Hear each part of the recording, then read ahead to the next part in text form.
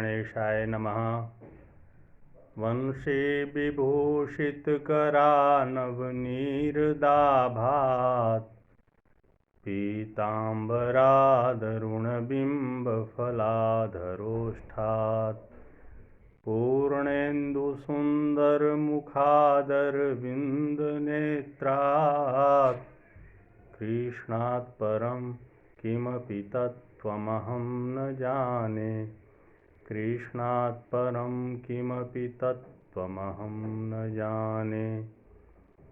मैं वेंकटेश शर्मा, सहायक प्राध्यापक, गुरुकुल संस्कृत महाविद्यालय बैरगनिया सीतामढ़ी, आज की ऑनलाइन कक्षा में शास्त्री प्रतिष्ठा प्रथम खंड एवं प्रतिष्ठा शास्त्री तृतीय खंड के विद्यार्थियों का हार्दिक स्वागत करता हूं।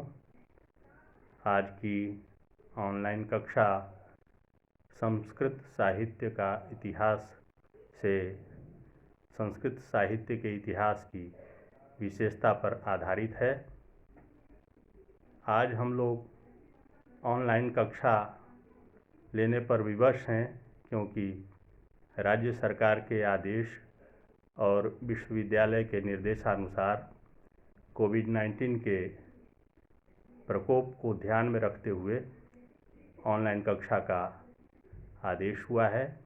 इसलिए आज आप सभी विद्यार्थियों का इस ऑनलाइन कक्षा में हार्दिक अभिनंदन करता हूं। संस्कृत साहित्य के इतिहास की आवश्यकता। संस्कृत भाषा का साहित्य संसार के अन्य भाषाओं के साहित्य की अपेक्षा अधिक व्यापक है, क्योंकि न्यूनतम 4 सहस्त्र वर्षों का 2000 ईस्वी पूर्व से आधुनिक युग तथा 20वीं शताब्दी तक का साहित्य इसमें सन्निहित है। इतने लंबे काल के साहित्यिक क्रियाकलाप को समाविष्ट करना इतिहासकार के लिए थोड़ा दुरूह कार्य है। इसलिए आज तक संस्कृत साहित्य के इतिहास का लेखन प्रायः 2 वर्गों में इस दीर्घ कालावधि का विभाजन करके ही होता रहा है। पहला है वैदिक साहित्य, जो अनुमानतः 2000 ईस्वी पूर्व से 500 ईस्वी पूर्व तक का रहा है, तथा दूसरा लौकिक संस्कृत साहित्य, जो अनुमानतः 500 ईस्वी पूर्व से अद्यावधि तक है।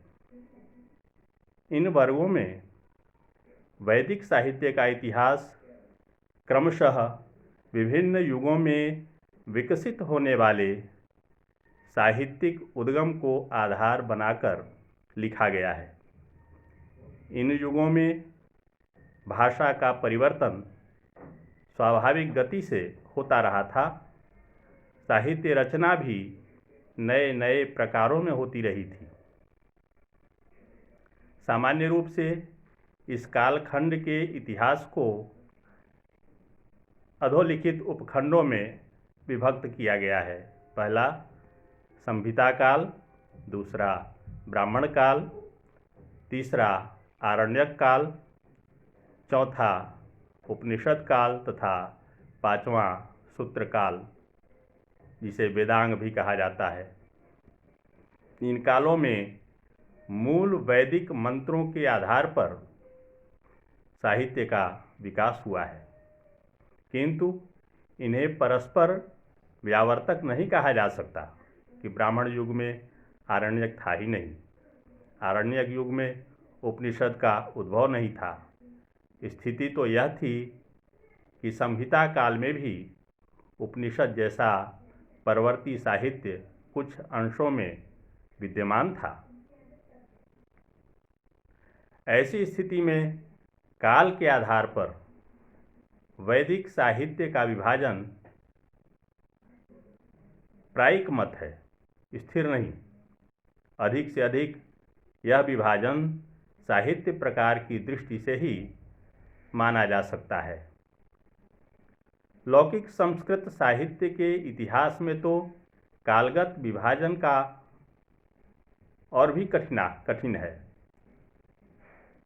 अंग्रेजी, फ्रेंच, हिंदी, बंगला आदि भाषाओं में साहित्य इतिहास को कालों में इसलिए विभक्त किया जा सका है कि विभिन्न कालों में विशिष्ट साहित्यिक प्रवृत्तियों का इनमें उद्भव हुआ है अथवा अपेक्षाकृत अल्प कालावधि का ही साहित्य इसमें विकसित हुआ है।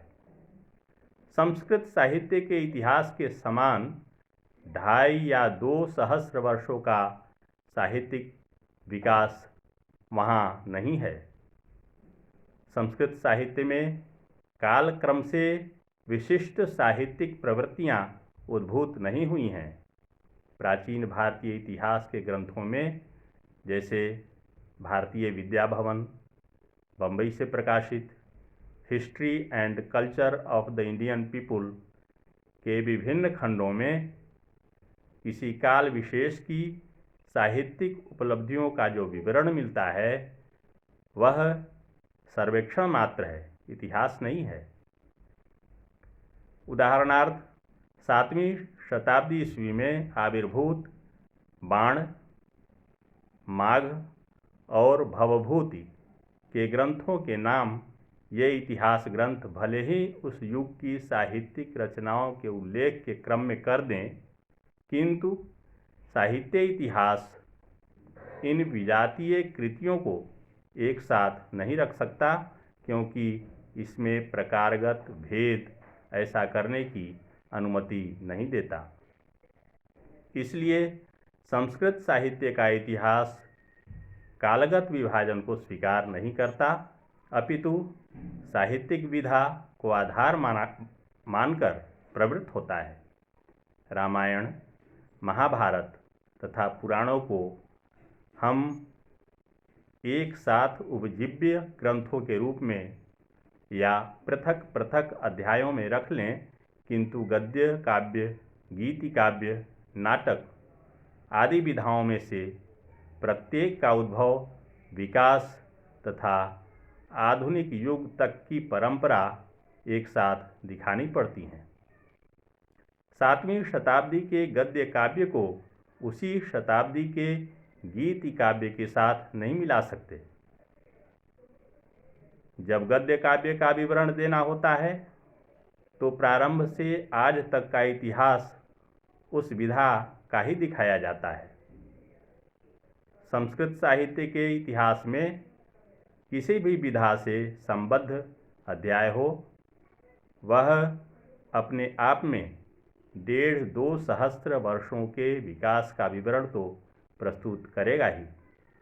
कुछ इतिहासकार अध्यायों की लंबाई बढ़ जाने के भय से एक विधा के लेखकों का अनुक्रम से कई अध्यायों में विवेचन करते हैं, अर्थात एक एक विधा कई अध्यायों तक निरंतर चलती रहती है। जैसे कीथ ने अपने संस्कृत साहित्य इतिहास बृहत् संस्करण में संस्कृत महाकाव्यों का इतिहास निरंतर 4 अध्यायों में लिखा है, फिर भी एक विधा को दूसरी विधा से मिलाया नहीं जा सकता। भले ही किसी लेखक ने 2 या अधिक विधाओं में साहित्य रचना की हो। कालिदास ने महाकाव्य, गीति काव्य और नाटक तीनों प्रकारों में पुस्तकें रची हैं। उनके काल और शैली का विवेचन हम किसी एक प्रसंग में कर दें, किंतु विभिन्न प्रकारों की रचनाओं का परिचय पृथक पृथक ही देना पड़ेगा। अभी तक जो संस्कृत साहित्य इतिहास लिखे गए हैं वे इसी परंपरा को स्वीकार करते हैं। इस प्रकार आज की कक्षा समाप्त हुई। कल पुनः हम लोग संस्कृत का साहित्य का इतिहास से वेदों के इतिहास के बारे में हम लोग जानेंगे। आज बस इतना ही। धन्यवाद।